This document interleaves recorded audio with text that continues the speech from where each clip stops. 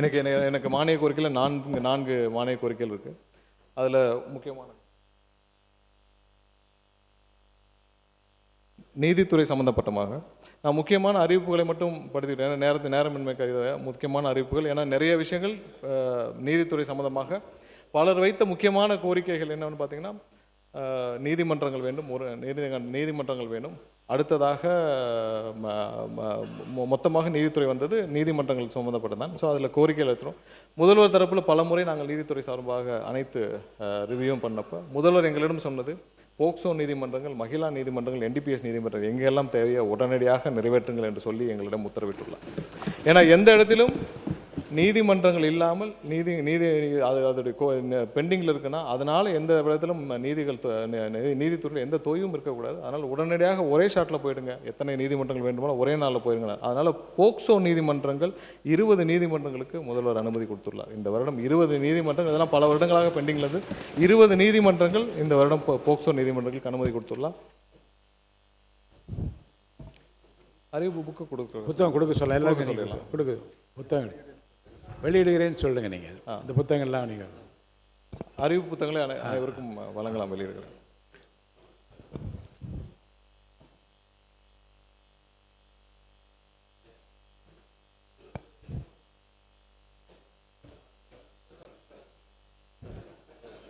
இந்த இருக்குது இதில்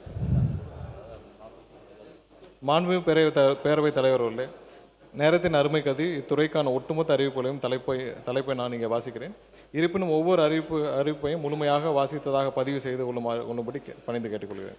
அறிவிப்பு எண் 1, அரியலூர், பெரம்பலூர் மற்றும் புதுக்கோட்டை ஆகிய மாவட்டங்களில் குழந்தைகளை பாலியல் குற்றங்கள் பாதுகாக்கும் சட்டம் 2012 கீழ் பதிவு செய்யப்பட்டு வழக்குகளை மட்டும் விசாரிப்பதற்காக 3 புதிய சிறப்பு நீதிமன்றங்கள் ரூபாய் 5.41 கோடி செலவில் அமைக்கப்படும். குழந்தைகளை பாலியல் குற்றங்களிலிருந்து பாதுகாக்கும் சட்டம் 2012 கீழ் பதிவு செய்யப்பட்டு படும் வழக்குகள் அதிகம் நிலுவையில் உள்ள 14 மாவட்டங்களில் 14 கூடுதல் சிறப்பு நீதிமன்றங்கள் ரூபாய் 25.30 கோடி செலவினத்தில் அமைக்கப்படும். அறிவிப்பு எண் 3, காஞ்சிபுரம், திருவள்ளூர், வேலூர் ஆகிய மாவட்டங்களில் போதை மருந்துகள் மற்றும் மனமயக்கும் பொருட்கள் சட்டம் 1985 கீழ் பதிவு செய்யப்படும் வழக்குகளை விசாரிப்பதற்காக 3 சிறப்பு நீதிமன்றங்கள் சென்னையில் ஒரு கூடுதல் சிறப்பு நீதிமன்றம் தேவையான பணியிடங்களுடன் ரூபாய் 6.73 கோடி செலவினத்தில் அமைக்கப்படும்.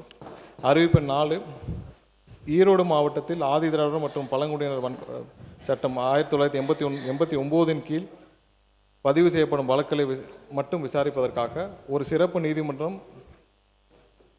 தேவையான பணியிடங்களுடன் ரூபாய் 1.93 கோடி செலவினத்தில் அமைக்கப்படும்.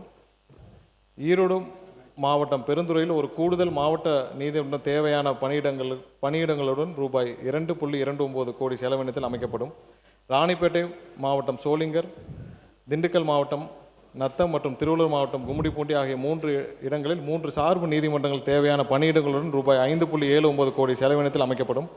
விழுப்புரம் மாவட்டம் செஞ்சியில் மோட்டார் வாகன சட்டம் 1988 கீழ் பதிவு செய்யப்படும் வழக்குகளை மட்டும் விசாரிப்பதற்காக ஒரு மோட்டார் வாகன விபத்து இழப்பீடு கேட்புரிமை தீர்ப்பாயம் தேவையான பணியிடங்களுடன் ரூபாய் 1.3 கோடி செலவினத்தில் அமைக்கப்படும். திண்டுக்கல் மாவட்டம் நிலக்கோட்டையில் ஒருங்கிணைந்த நீதிமன்றம் கட்டிடம் கட்டப்படும். தருமபுரி மாவட்டம் பாப்பிரெட்டிப்பட்டியில் ஒருங்கிணைந்த நீதிமன்ற கட்டப்படும். 23 ஒருங்கிணைந்த நீதிமன்ற கட்டடங்களில் மின்தூக்கிகள், இது ஏற்கனவே பழுதாகின்ற மின்தூக்கிகள் வசதிகள் ஏற்படுத்தப்படும். பிளே ஸ்டோர் மற்றும் ஆப் ஸ்டோரில் இருந்து பாலிமர் செயலியை QR கோடு மூலம் பதிவிறக்கம் செய்யுங்கள். செய்திகளை உடனுக்குடன் பெறுங்கள்.